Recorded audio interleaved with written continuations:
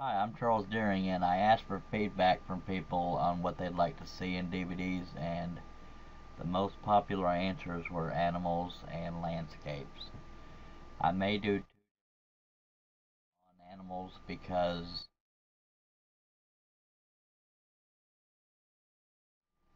but there's also animals like deer, elk, caribou, and the reason why that could be a potentially different DVD is because their antlers have texture to them, and I can more so concentrate on that.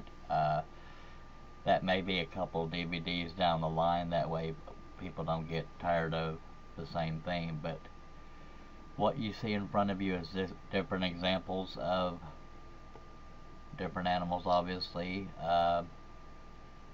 I'm pointing these out because just like with vehicles, I'm speaking as if you haven't seen any of my other DVDs, because I don't know what DVDs you've bought and which ones you haven't, so you may hear things repeated if you've bought them all. But you obviously have light colored animals and dark colored animals. This would be an example of a dark colored animal. When you're working on a dark colored animal, you have to focus on the light as well as the dark, obviously, and that's pretty much the case in any scroll saw pattern. But in most cases, when you're doing a scroll saw pattern, you're basically tracing the shadows, because that's what makes the detail. But here it's a matter of the shadows and the light, because on a dark animal, that's really all you have to go by. But those two again are examples of dark animals. This is an example of this is what I would call a simple design. It is a long-haired animal, obviously a dog. Pointing each one of these out for different reasons. Some of you have heard about me doing intentional floaters, and for me that adds realism, and this is an example why, and that's what this text up here is talking about, is the eyes are intentional floaters. You merely just save the waist area around that to aid in gluing those floaters to the backer. But that's an example of between a long and a short hair animal. This is an example. It could be a light or a dark dog, but I think if I recall, this was a light colored dog, and the shadows are what made the detail. I'm going to go quickly through most of these. These two here are probably my favorite two animal designs, only because although they're a pain in the rear to cut during the process because they take so long, I love the detail in both of these. These are obviously an example of long hair and short hair. I added a few cats. Tigers and leopards and cheetahs and this and that can be fun to do because, well, fun and easy, because spots aren't that hard to do. This is another example of a floating eye, and anytime you see text on a pattern like this, it's usually pointing out specifics about what to do with certain designs. And as with any scroll saw pattern, you are not limited to the lines you see. If something is too narrow, like the spaces for these whiskers, you make them thicker. That's fine. It's your call. Lines are just a suggestion. This is another example of the whiskers. They're a little thicker. This eye is barely holding on, so if you wanted to add a little more bridge to it, that's fine.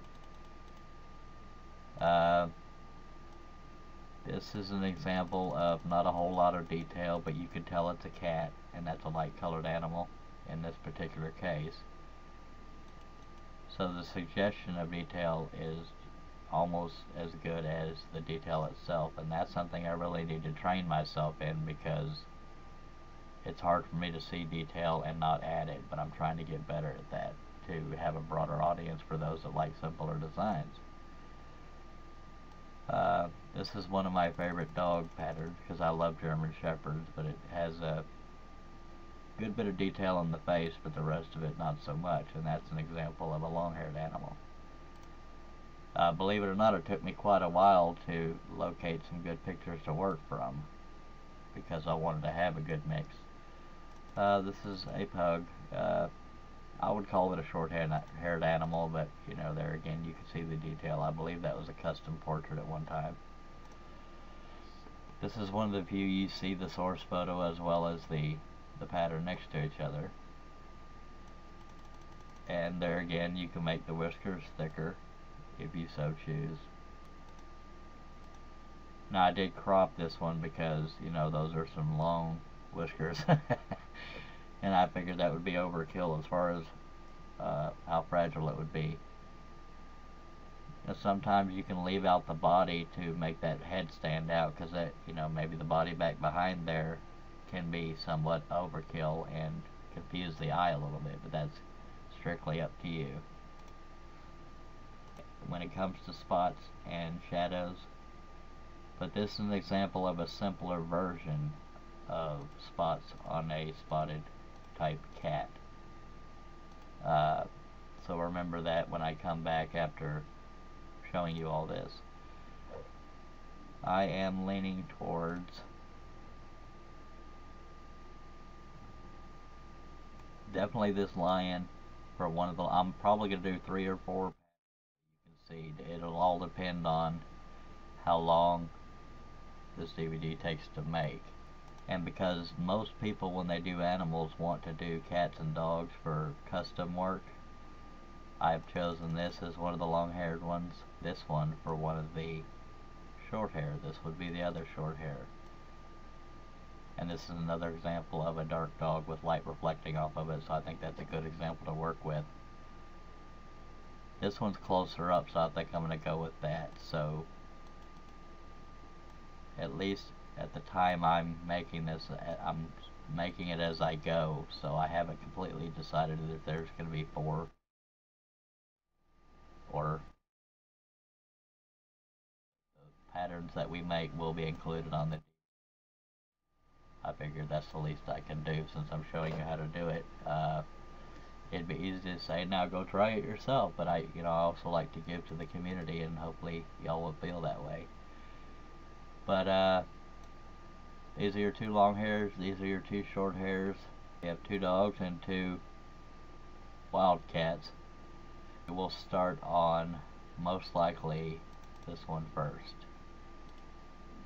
But I'll tell you right now, the trouble I may have on this one is deciding what to do, because there's shadows in the eyes, but if I did only the shadows of the eyes, then the pupils would be lost in it, so I may try it both ways in the editing process.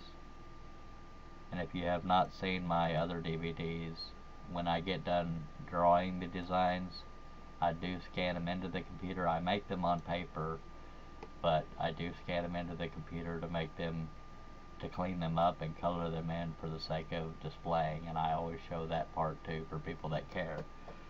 And I'll get into that later, but we're going to start out with this short-haired cat, then probably this long-haired dog, short-haired dog, and then the lion. So you'll get 4 free patterns.